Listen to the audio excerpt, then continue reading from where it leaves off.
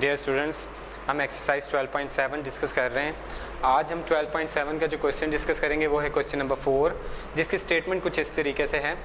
जैसा कि आप लोगों को पहले पता है कि हम एरिया ऑफ ट्राइंगल से रिलेटेड क्वेश्चन सॉल्व कर रहे हैं, तो क्वेश्चन नंबर 4 की स्टेटमेंट है the area of the triangle is 2437 square unit. If A equal to 79 and C equal to 97 then find the angle beta. यानी यहाँ पर जो है डाटा अगर आप लिखें तो हमारे पास ये एरिया की वैल्यू है और दो साइड्स हमें दी गई हैं और एंगल जो है वो हमने फाइंड करना है। अब यहाँ पर जज करें कि एरिया तो हमारे पास है, अब साइड्स कौन सी हैं A और C, और जो एंगल फाइंड करना है वो कौन सा है बीटा। तो अगर आप ना के देखें इन्हें आप, तो ये A साइड है, ये है आपके पास C, तो इनका इंक्लूडेड एंगल कौन सा होगा बीटा। तो यहाँ पर दो साइड्स और उनका इंक्लूडेड एंगल जो है ट्राइंगल में गिवन है, डाटा इस टाइप का है। तो आपने केस नंबर जो है ये आपका कौन सा बन रहा है उसे जज करें। तो आपका केस नंबर जो है ये 1 बनेगा, पहला केस है जिसमें हम क्या करते हैं इंक्लूडेड एंगल और दो साइड्स और उनका इंक्लूडेड एंगल हमें हो गिवन हो हमारे पास, तो हम उसका एरिया क्या लगाते हैं /2 AC साइन बीटा। ठीक है, दोनों दो साइड हमें गिवन होगी उसे 1/2 से मल्टीप्लाई करेंगे साइन और वो एंगल लगा देंगे। मैंने यहाँ पर डाटा इकट्ठा किया हुआ है कि मेरे पास डेल की वैल्यू है यानी एरिया की वैल्यू जो है वो है मेरे पास 2437। इसके बाद A साइड है और C साइड गिवन है और बीटा जो है मुझे फाइंड करना है।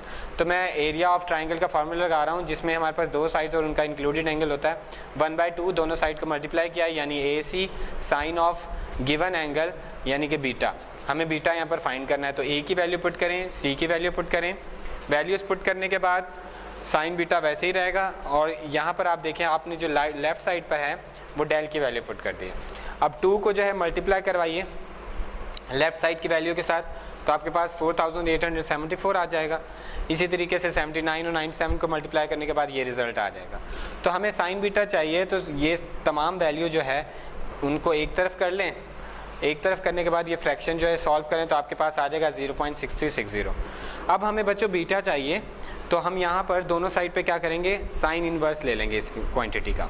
तो साइन इन्वर्स लेने के बाद जो है आप शिफ्ट दबाइए और शिफ्ट के बाद साइन का बटन प्रेस कीजिए, जिसकी वजह से आपके पास आंसर में क्या आएगा जो रिज़ल्ट आएगा। अब उस रिज़ल्ट को डिग्री मिनट में लेने के लिए आपने डिग्री और मिनट और सेकंड का बटन जो है वो प्रेस करना है, जिससे आपके पास एंगल आ जाएगा beta equal to 39 degree 30 minute. इस तरीके से बच्चों आपने ये क्वेश्चन जो है क्वेश्चन नंबर 4 सॉल्व कर लेना है।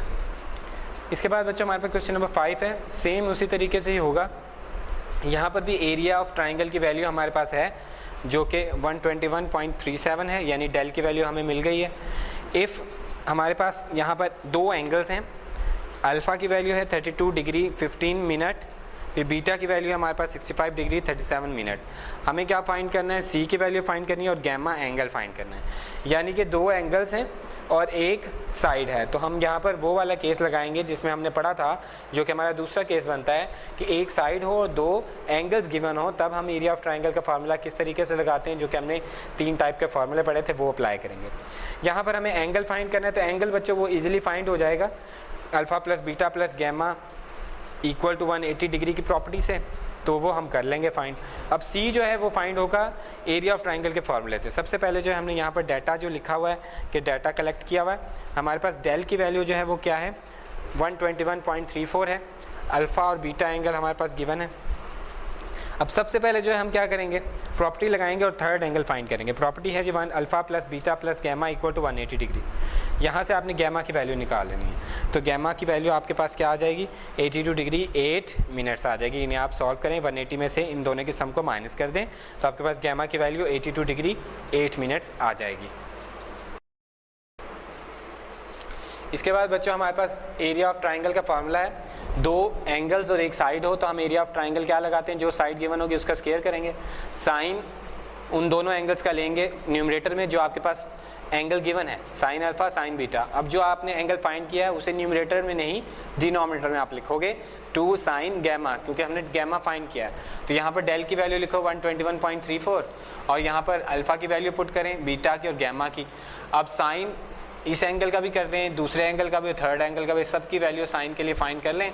करने के बाद जो है इन्हें मल्टीप्लाई करें जी बच्चों। यहाँ पर 121.34 जो है उसे हम डिवाइड कर देंगे। डिवाइड करने के बाद जो है इन्हें फर्दर मल्टीप्लाई करके हल कर लें और डिवाइड भी कर लें, और आपके पास जो सी स्क्वायर की वैल्यू आ जाएगी वो आ जाएगी 494.6478। अब हमें स्क्वायर रूट चाहिए क्योंकि हमें सी की वैल्यू चाहिए, तो स्क्वायर रूट ले लें। अब साइड जो है हमेशा पॉजिटिव आती है, इसलिए हम स्क्वायर रूट लेते हुए पॉजिटिव वैल्यू चूज़ करेंगे, नेगेटिव नहीं करेंगे। तो सी की वैल्यू हमारे पास आ जाएगी 22.24, जो कि हमारे पास रिक्वायर्ड साइड जो थी हमने फाइंड करनी थी वो भी कर ली है, और थर्ड एंगल गैमा जो है वो भी हमने फाइंड कर लिया। तो इस तरीके से ये शॉर्ट क्वेश्चन आ जाते हैं। इसके बाद बच्चों हमारे पास क्वेश्चन नंबर 6 है, जो कि लास्ट क्वेश्चन है आपकी एक्सरसाइज 12.7 का। उसकी स्टेटमेंट कुछ ऐसे है, आपके पास क्या है, एक ट्राइंगुलर गार्डन है।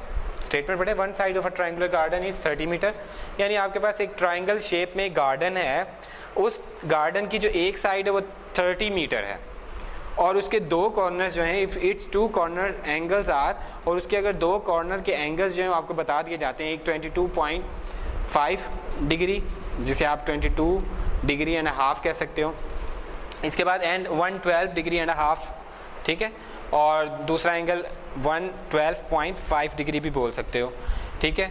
आपने क्या करना है, आपने कोस्ट फाइंड करनी है कि इस पूरे ट्राइंगुलर गार्डन को, यानी कि जो ट्राइंगल की शेप में आपने गार्डन बनाया हुआ है, उस ट्राइंगुलर प्लॉट में यानी ट्राइंगुलर गार्डन में आपने ग्रास लगानी है, घास लगानी है।